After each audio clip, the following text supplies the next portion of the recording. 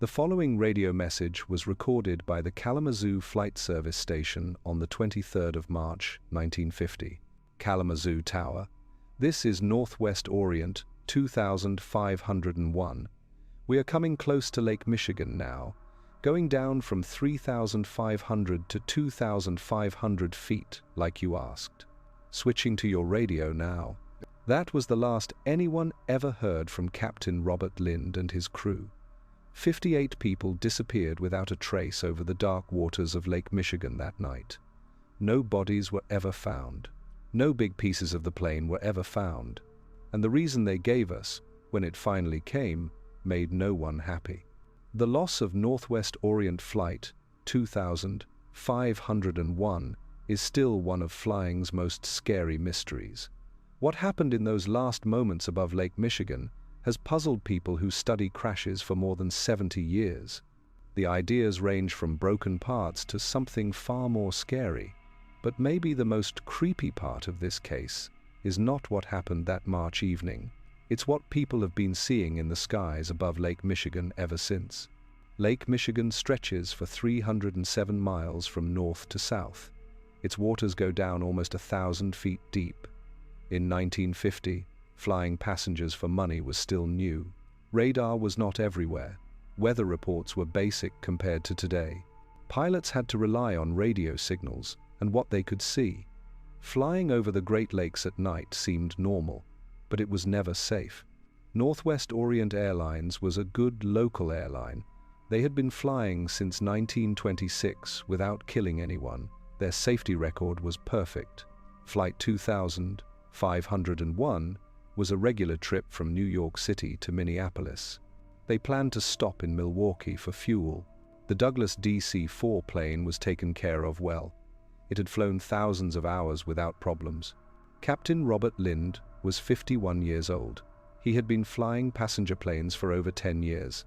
His flight book showed more than 11,000 hours in the air. First Officer Vern Wolf was 36 and just as skilled. Flight engineer Bonnie Freng completed the cockpit crew. All three men were thought to be good at their jobs by the people they worked with. The list of passengers told the stories of 55 lives cut short, families going home from trips, people traveling for work, a young mother traveling with her baby daughter. Dr. Leslie Wittgenstein was a well-known Milwaukee doctor. He was coming back from a medical meeting in New York. Ken Spengler had just finished college. He was starting a new job in Minneapolis. Each person had their own reason for being on that flight. None would reach where they were going. Flight 2501 left LaGuardia Airport at 8:30 in the evening Eastern Time. The weather report said there would be thunderstorms over Lake Michigan, but this was normal for March. The crew felt sure they could fly around the worst of it. Air traffic control let them fly at 3,500 feet. This was well below the worst storm activity. The flight went normally for the first 2 hours. Captain Lind told air traffic control where he was regularly. The plane crossed into Michigan airspace just before 11 at night, local time. Weather was getting worse, but it was still okay for passenger flights. At 11:13 at night, Captain Lind asked to go down from 3,500 feet to 2,500 feet. Air traffic controllers at Kalamazoo said yes. This was normal when hitting rough air or ice at higher levels. The lower height would also let the crew see better under the storm clouds. At 11:51 at night, Captain Lind made his last radio call. He said he was switching to the Kalamazoo radio like they asked. His voice sounded calm and professional. There was no sign of trouble or broken parts. The plane should have been somewhere over the eastern shore of Lake Michigan at that time.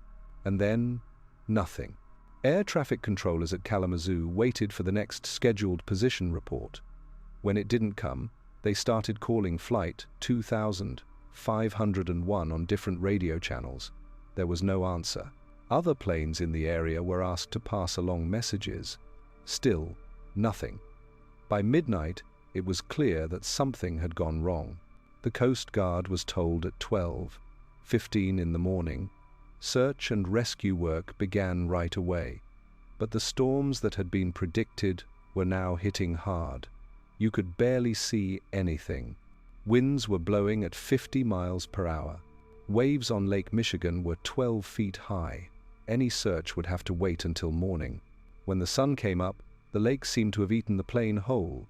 Coast Guard ships and planes searched the waters where Flight 2501 should have been. Local fishing boats joined the search. Private pilots gave their time and planes.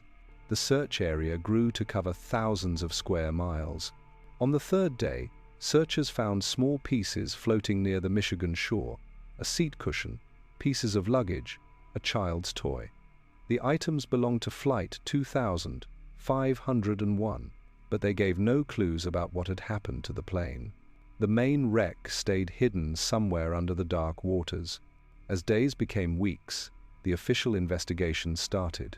The Civil Aeronautics Board sent a team of experts to look at every part of the flight. They talked to Northwest Orient maintenance workers. They studied weather reports from that night. They looked at the plane's service history and the crew's training records. The investigators found no proof of broken parts. The DC-4 had been checked completely just days before the crash. All required maintenance had been done on time. The engines were fairly new. They had been working normally throughout the flight. The plane's electrical and navigation systems had shown no signs of problems. Weather was thought about as a possible cause, but the conditions that Flight 2501 ran into were not new. Other planes had successfully flown through the same storm system that night. The crew knew how to fly through bad weather. They had training to handle rough air, ice, and poor visibility. The most puzzling part of the case was the complete lack of a distress call. Modern planes have multiple ways to communicate and emergency beacons. Even in 1950, pilots had several ways to signal for help. Captain Lind had shown no fear about talking to air traffic control throughout the flight. Why had he suddenly gone quiet? Some investigators thought the plane had hit sudden, deadly structural failure. Maybe a wing had broken off from the main body, or the tail had broken away. Such failures would have left the crew with no time to send a distress call. But even deadly breakups usually leave big debris fields. The few pieces found on the lake shore suggested that most of the plane had stayed together when it hit the water. Others suggested that the crew had become lost in the storms and lost control of the plane. This idea was supported by similar crashes that had happened in severe weather. However, Captain Lind's experience and the plane's modern navigation equipment made this explanation less likely. The official ending, released almost 2 years later, was annoyingly vague. The Civil Aeronautics Board decided that Flight 2501 had crashed into Lake Michigan due to unknown causes. The report admitted that the available evidence was not enough to figure out the likely cause of the crash. Families of the victims were left with more questions than answers. Northwest Orient Airlines faced lawsuits and scrutiny from federal regulators. The company eventually settled with the families. Though the amounts were small by today's standards, the crash led to better weather reporting and radio navigation systems. But it did little to explain what had actually happened that March night.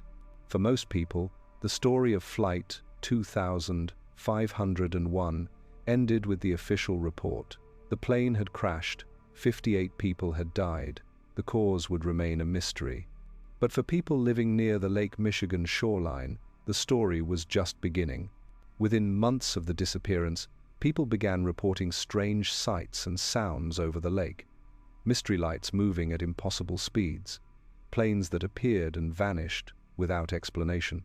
Radio transmissions from pilots who said they were Flight 2501.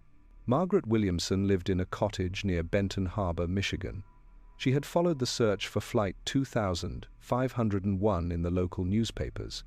She felt real sadness for the families involved. On a clear evening in August 1950, she was sitting on her porch when she noticed lights moving over the lake. At first, she thought it was a passenger plane following the normal flight path between Chicago and Detroit. But as she watched, the lights began moving in patterns that made no sense. They would speed up to tremendous speeds, then stop suddenly. They made sharp turns that would have been impossible for any plane of that time. Most disturbing of all, the lights seemed to be searching for something. They swept back and forth across the same section of water where Flight 2501 had been lost. Margaret called her neighbor, Frank Morrison, to see what she was seeing. Frank brought his binoculars. He confirmed that the lights seemed to be coming from a plane, but he could not identify what type. The object was too far away to see clearly. Its movements were unlike anything he had seen in 20 years of watching air traffic over the lake. The lights continued their mystery dance for almost an hour, then they finally disappeared toward the north. Margaret and Frank talked about what they had seen, but neither could offer a reasonable explanation. They agreed to keep the incident to themselves. They didn't want to be dismissed as crazy people or attention seekers. Similar sightings were reported throughout the summer and fall of 1950. Commercial pilots flying regular routes over Lake Michigan began reporting encounters with an unidentified plane. The object would appear on their radar screens, but could not be contacted by radio. The object would appear suddenly. It would pace their plane for several minutes, then vanish just as quickly.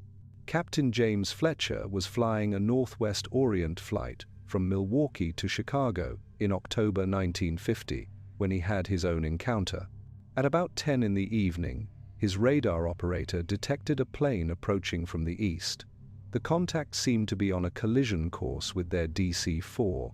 Fletcher immediately contacted air traffic control to report the potential traffic conflict. Controllers confirmed that there were no scheduled flights in that area. They told Fletcher to maintain his course and altitude.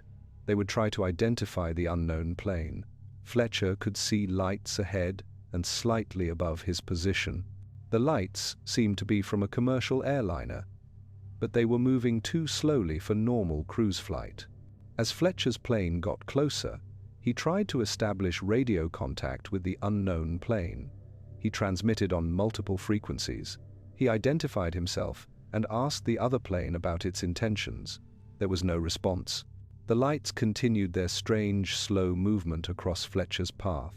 At the last moment, Fletcher banked hard to the right to avoid a collision. His passengers were thrown against their seats by the sudden move. Flight attendants struggled to keep their balance as the plane turned away from the mystery lights. When Fletcher leveled off and looked back, the other plane had vanished. The incident was reported to federal authorities. It was investigated by the Civil Aeronautics Board. Fletcher was interviewed extensively about what he had seen. His radar operator backed up the story. He confirmed that a plane-sized object had indeed appeared on their screens. Air traffic controllers verified that no scheduled flights were in the area at the time. Despite the credible witnesses and radar evidence, investigators could not identify the unknown plane. No missing planes were reported that night. No flight plans had been filed for that route at that time.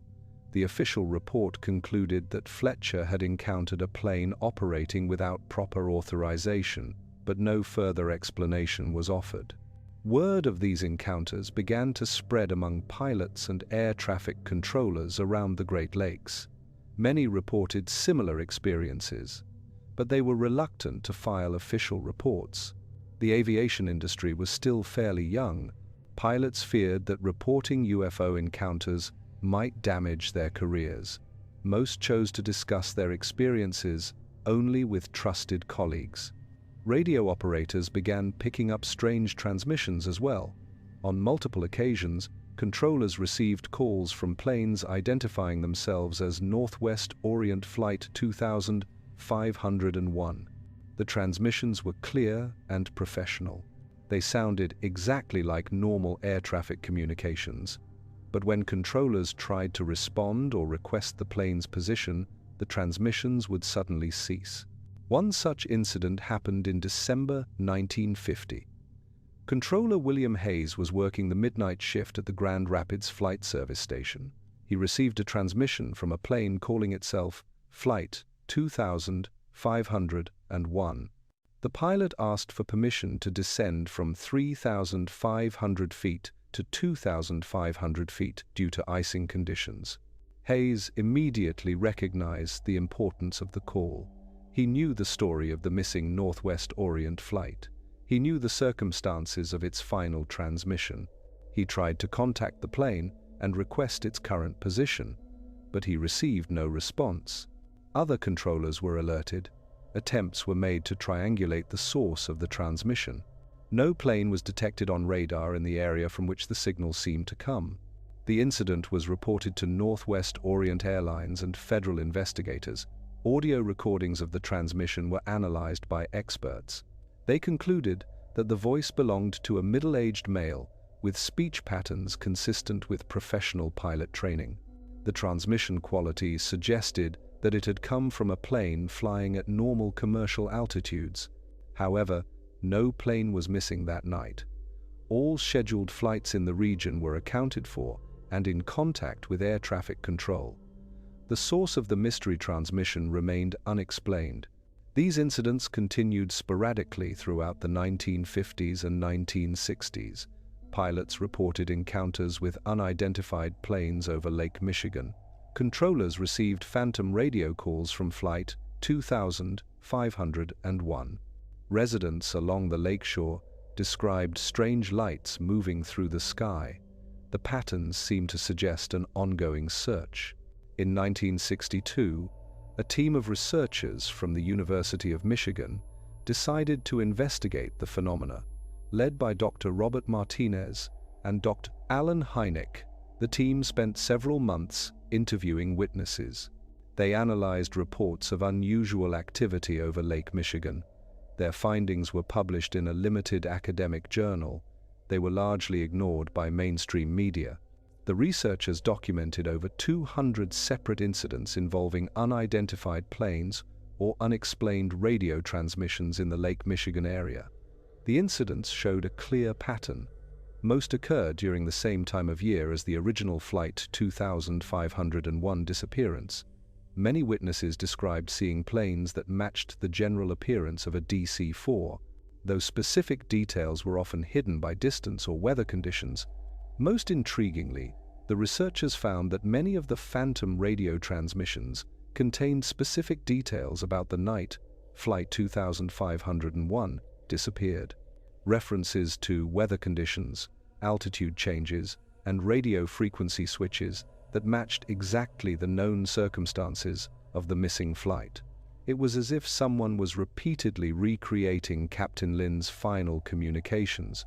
Dr. Martinez proposed that the incidents might be explained by atmospheric conditions unique to the Great Lakes region.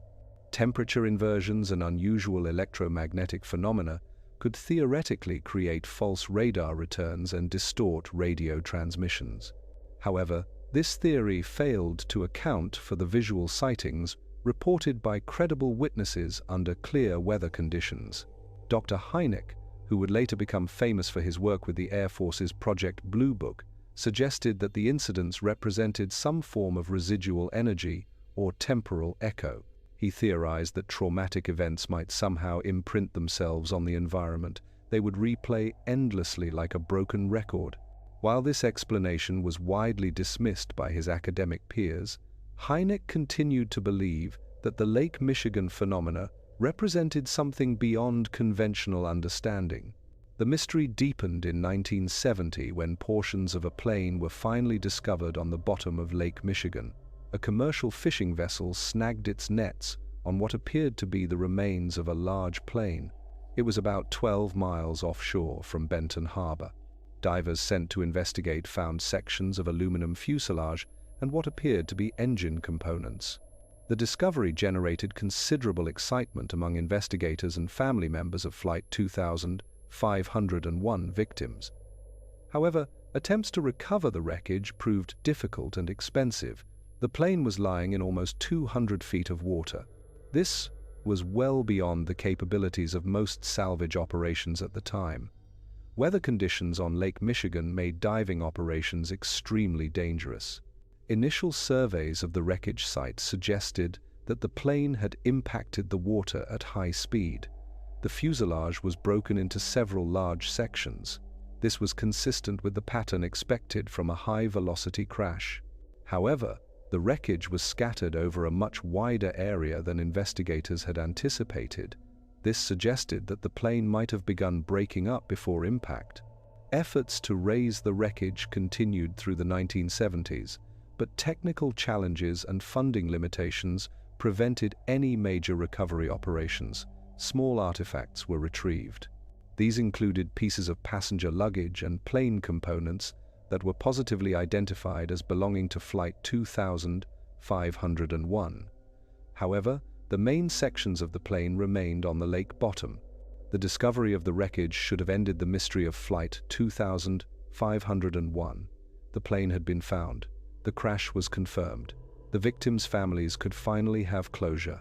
But the strange incidents over Lake Michigan continued without stopping. If anything, they seemed to increase in frequency after the wreckage was located. Pilots continued to report encounters with unidentified planes in the area. The descriptions remained remarkably consistent. A DC-4 type plane flying at abnormally slow speeds, often appearing to search the water's surface. Radio transmissions from Flight 2501 were still occasionally received by air traffic controllers. They always followed the same pattern as Captain Lynn's final communications. In 1985, retired Coast Guard officer Thomas Bergstrom came forward with information he had kept secret for 35 years. Bergstrom had been part of the original search and rescue operation for Flight 2501 in March 1950. He claimed that during the third night of the search, his cutter had encountered something that made no sense. Bergstrom's vessel was searching an area about 15 miles offshore. The crew observed lights moving beneath the water's surface. The lights seemed to be coming from a large object moving at considerable depth. Initial speculation was that they had located the missing plane, but the lights were too bright and too organized to be reflections from wreckage. The object seemed to be actively moving through the water. It followed a deliberate search pattern. Bergstrom ordered his crew to track the lights and attempt to determine their source. For almost 2 hours, the mystery object continued its underwater search, while the Coast Guard crew watched from above. Attempts to contact the object by underwater telephone failed. Sonar readings were inconclusive. They showed a large metallic mass, but no clear shape or configuration. Most disturbing of all, the object seemed to be operating under intelligent control. It methodically covered areas where a plane might have crashed. As dawn approached, the lights suddenly intensified and then vanished entirely. Subsequent sonar sweeps of the area revealed nothing unusual. Bergstrom filed a report on the incident, but he was later instructed by his superiors to classify it and avoid any public discussion. He claimed that several other crew members witnessed the same phenomena but were similarly sworn to secrecy. Bergstrom's account was met with skepticism by investigators, but his service record was exemplary and his reputation for honesty was well established. Other Coast Guard veterans from the original search operation began coming forward with similar stories. They described encounters with unexplained lights and objects during their attempts to locate Flight 2501. Modern technology has allowed researchers to revisit the Flight 2501 mystery with new tools and techniques. Side-scan sonar surveys have mapped the lake bottom in unprecedented detail.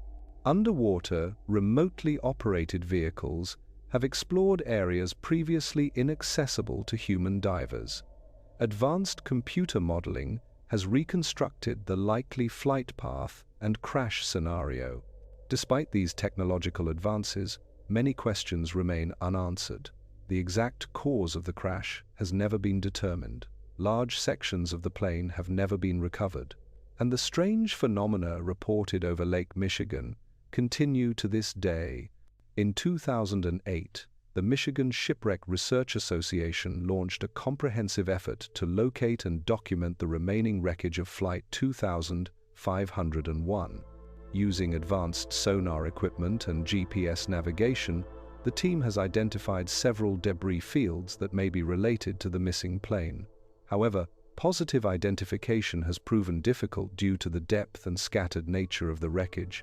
The search efforts have generated new eyewitness accounts from people who claim to have observed unusual activity in the search areas. Boat crews working with the Research Association have reported encounters with unidentified planes flying low over the water, often at night or during periods of reduced visibility. Captain David Morrison is the grandson of Frank Morrison, who witnessed the mystery lights in 1950. He has continued his family's tradition of watching the skies over Lake Michigan. He operates a charter fishing service and spends more than 200 days per year on the water. Over the past decade, he has documented dozens of encounters with unexplained planes. Morrison describes seeing planes that appear suddenly on clear days. They fly in slow, deliberate patterns over specific areas of the lake. Then they vanish without warning. The planes never respond to radio calls. They do not appear on radar systems aboard his vessel. Most significantly, the sightings occur most frequently in the area where Flight 2501 is believed to have crashed. Other commercial fishermen and recreational boaters have reported similar experiences. The accounts share common elements: planes appearing without warning, flying at unusually slow speeds, apparently searching the water's surface, then disappearing suddenly. Some witnesses describe hearing engine sounds that seem to come from a different era. They describe the deep rumble of piston engines rather than the high whine of modern jets. Air traffic controllers in the region continue to receive occasional phantom transmissions from planes identifying themselves as Flight 2501. Modern recording equipment has captured several of these transmissions. This allows detailed analysis of the audio characteristics. Voice pattern analysis suggests that the transmissions are consistent with speech patterns from the 1950s. This includes terminology and phraseology that was common among pilots of that era but has since fallen out of use. The mystery has attracted the attention of paranormal researchers and television documentaries, but serious scientific investigation continues as well. Dr. Sarah Peterson is a professor of atmospheric physics at Northwestern University. She has studied the electromagnetic properties of the Great Lakes region for over 20 years. She believes that unique geological and atmospheric conditions around Lake Michigan may create phenomena that could explain some of the reported incidents. Peterson's research has identified areas where temperature inversions, electromagnetic anomalies, and unusual acoustic properties converge. These create conditions that could theoretically produce false visual and radar returns. However, she acknowledges that these natural phenomena cannot explain all of the reported incidents, particularly those involving multiple witnesses and recorded radio transmissions. The families of Flight 2501 victims have formed an organization dedicated to keeping the memory of their loved ones alive. They support continued investigation into the crash. The group meets annually on the anniversary of the disappearance. They remember those who were lost and share information about ongoing research efforts. Many family members report having their own encounters with unexplained phenomena while visiting the Lake Michigan shoreline. Some describe seeing lights over the water that seem to acknowledge their presence. Others report feeling a sense of connection or communication with the lost passengers and crew. While such accounts are necessarily subjective, the consistency of the experiences suggests that something beyond normal explanation may be occurring. Local residents have developed their own theories about the ongoing phenomena. Some believe that the crew of Flight 2501 is still searching for a safe place to land.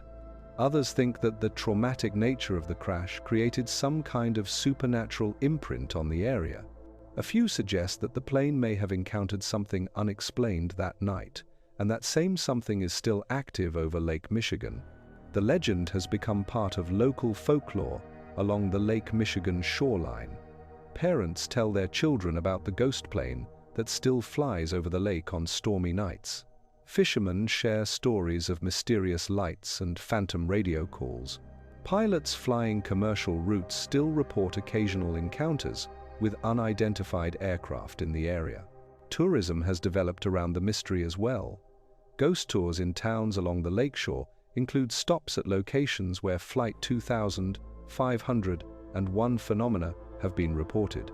Charter boat operators offer mystery cruises to areas where the plane is believed to have crashed. Some visitors come hoping to witness the phenomena for themselves. Others are drawn by the human story of the 58 people who never made it home. The search for Flight 2501's wreckage continues with new technology and renewed determination. Each summer brings new dive operations and sonar surveys. Volunteers from across the country contribute their time and expertise to the effort. The goal is not just to solve the mystery of what happened that night, but to provide closure for the families who have waited over 70 years for answers. Recent developments have included the use of autonomous underwater vehicles capable of operating at depths previously impossible for human divers. High-resolution side-scan sonar has mapped vast areas of the lake bottom. Computer modeling has refined estimates of where the main wreckage sections might be located.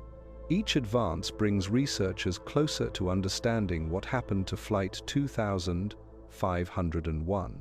But even as technology improves and search efforts intensify, the phantom sightings continue. Modern witnesses describe encounters that are remarkably similar to those reported decades ago. The same slow-flying, searching aircraft, the same phantom radio transmissions, the same mysterious lights moving over the dark waters of Lake Michigan. Weather conditions seem to play a role in the frequency of sightings.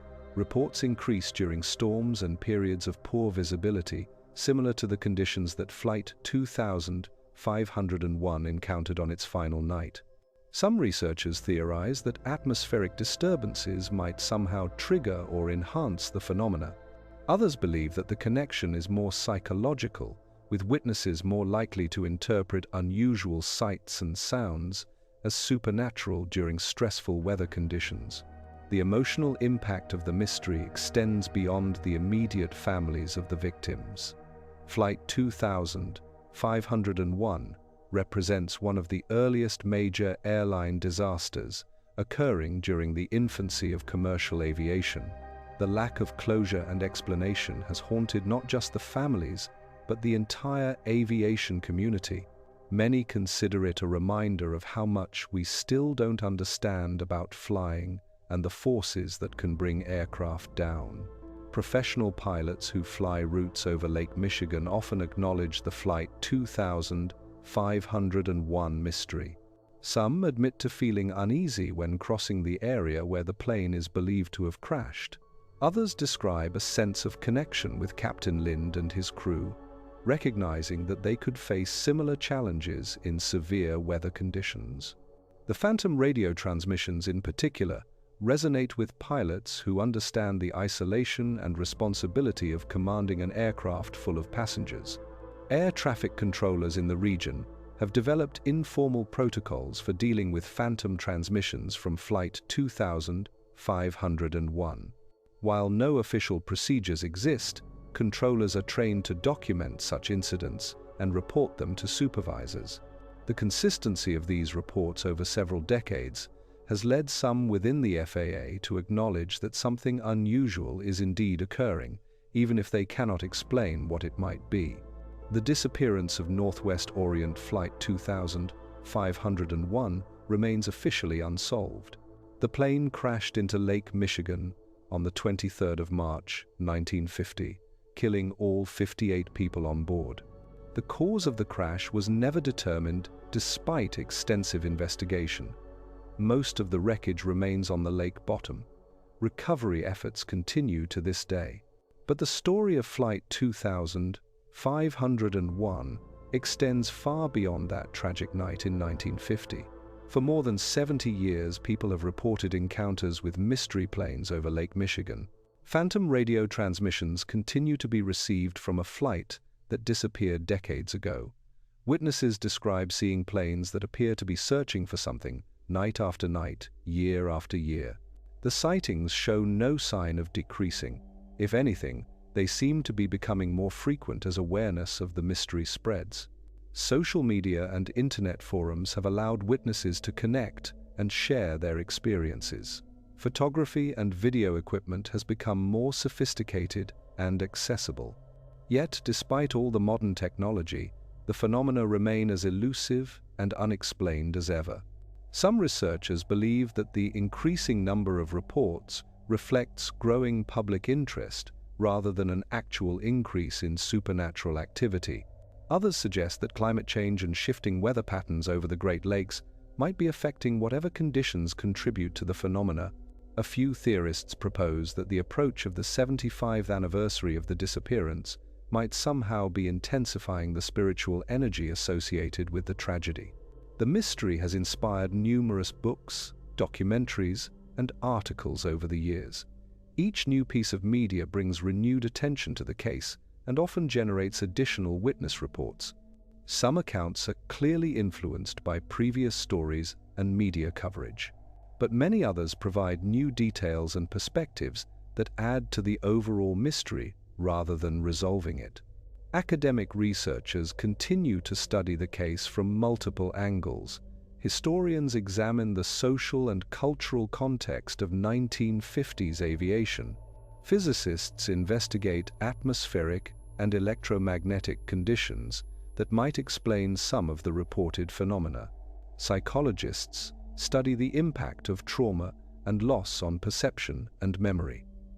Anthropologists document the development of local folklore around the mystery. Perhaps Captain Robert Lind and his crew are still out there somehow, continuing their flight across the dark waters of Lake Michigan. Perhaps the trauma of their final moments created some form of temporal disturbance that replays endlessly. Or perhaps there are forces at work in this region that science has yet to understand.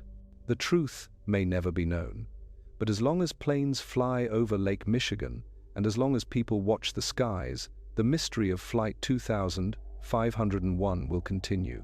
Somewhere above those dark waters, something is still searching. Something that refuses to accept that the flight is over. Something that calls out on the radio, night after night, asking for permission to descend to a safer altitude that it will never reach. What do you think happened to Northwest Orient Flight 2501? Have you ever experienced something unexplained while near the Great Lakes? Share your thoughts in the comments below, and don't forget to subscribe for more mysteries that blur the line between fact and the impossible.